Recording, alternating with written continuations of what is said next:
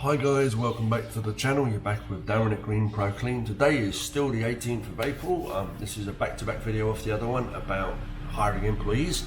But today we're talking about limited company versus sole trader versus limited company. So I get asked a lot, should I go limited or be a sole trader? So let's weigh it all up. As a sole trader, you are just a bloke with a job that's self-employed. That's all you are. Regardless of how grand you grow, how big you grow, you could have 20 vans out there, be paying VAT, employing 40 people, you're still just a bloke with a job. That's all it is. When it all goes Pete Tong, then that is all in the balance. Everything is in the balance. So if you're a sole trader with a couple of employees, one of them gets badly injured at work, and let's say you've got a mortgage on your house at home with 90% equity in it, etc. You're doing really well, and they decide to sue you. All of that is vulnerable. All of your assets, everything can be taken to the cleaners. That's all there is to it. Sole trading is great when you're just getting your feet on the ground, when you're just finding your way, but that's as far as I would go with it. Excuse me. Limited company. The minute you form a limited company, you're no longer the company. I'm not Green Pro Clean Limited, I'm just Darren. I'm a director of Green Pro Clean Limited, but I'm not Green Pro Clean, if you get what I'm saying. The company is the asset. Once again, if somebody gets injured or so on and so forth, regardless of my personal mortgage over here where I've got my equity in my house, etc., that person is suing the company. They're suing the company and the company asset. So the company asset could be a couple of vans, some water-fed pole equipment, etc. But my personal stuff over here, my family stuff, that's all safe. So that's the main benefit of being a limited company versus being a sole trader. Now, as a sole trader, you're going to pay tax. I believe you get, everybody gets a tax allowance of $12,500 at the moment. You've got to earn $12,500 before you have to start paying tax. Doesn't matter if you're a sole trader, doesn't matter if you're a director of a company, you get that tax allowance exactly the same. Over and above that $12,500, as a sole trader, you're paying 20% up to $37,700 or something. And then above that, I think it's 40%. You'll have to double check the numbers, but up to 37,000 something, you pay 20% tax. And between that 12,500 and that 37, you're paying 20%. Above that, you're paying 40%. As a limited company, it works differently. Your company pays tax on profits. So you pay corporation tax as opposed to income tax. So your company pays a much lower rate on corporation tax on its profits.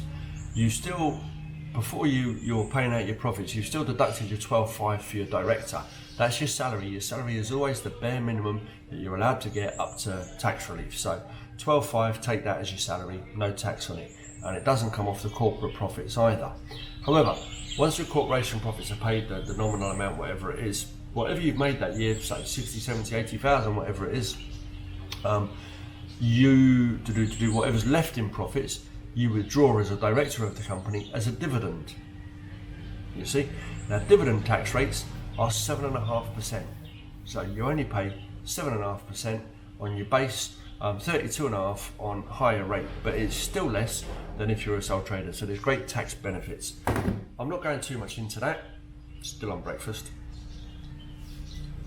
Not going too much into that. Talk to an accountant. Saves you a fortune. Now, the number one benefit, in my opinion, of being a limited company over being a sole trader is a limited company is a solid asset. Once you get it well established, you can buy commercial properties in a company name, etc. You can't buy residential property in a company name, but you can buy commercial property in a company name. So you can build on that asset. Now, when you get to say, I don't know, 55, 60, 70, 104, whatever it is you decide, and you go, it's time for me to put my feet up now, you've got a rock solid asset there. You've got a limited company where you can sell your directorship in that company. Somebody's going to come in, take it over. Robert's your mother's brother. You've made a nice chunk. That's it. You're set for retirement. Pure and simple. As a sole trader, oh yeah, well, I'm selling bubble and squeak window cleaning. and yeah, that's my sole trader name, and I've got 500 customers, and it makes this much a month. Yeah, lovely. And the value of the asset is based upon just that. Well, what's that worth to the person buying it? Limited companies are classically, according to an article I accidentally read in the Telegraph once upon a time, are classically sold upon 6 months the value of the company. So if that company's turning over 10 grand a month, it's worth 60 grand. Might not sound like big bucks, but it all adds up along the way. So anyway, that's my little bit on the pros and cons of limited versus sole trader. I would go limited if you can. It offers you so much more in the way of protections. Also, when you then decide that you want to move on up in the world, you want to get a better van, you want to get whatever it is you need for your business, you find it a lot easier for things like financing, etc. as well. But anyway, I'll leave you with those thoughts. Rock and roll. I'm moving on. Things to do, places to go, people to see, and all that. Have a great day, guys. Comments, leave them in the box below. I'm losing my train of thought. Like I said in the last video, I've been up most of the night putting the roof back on the pig shed. We've got this tropical cyclone Bissing passing through. Bit of a lull in the storm for a couple of hours, but it's expected to hit super typhoon later today. So it's going to turn into a bit of a bitch. But anyway, I'm going to go grab some sleep.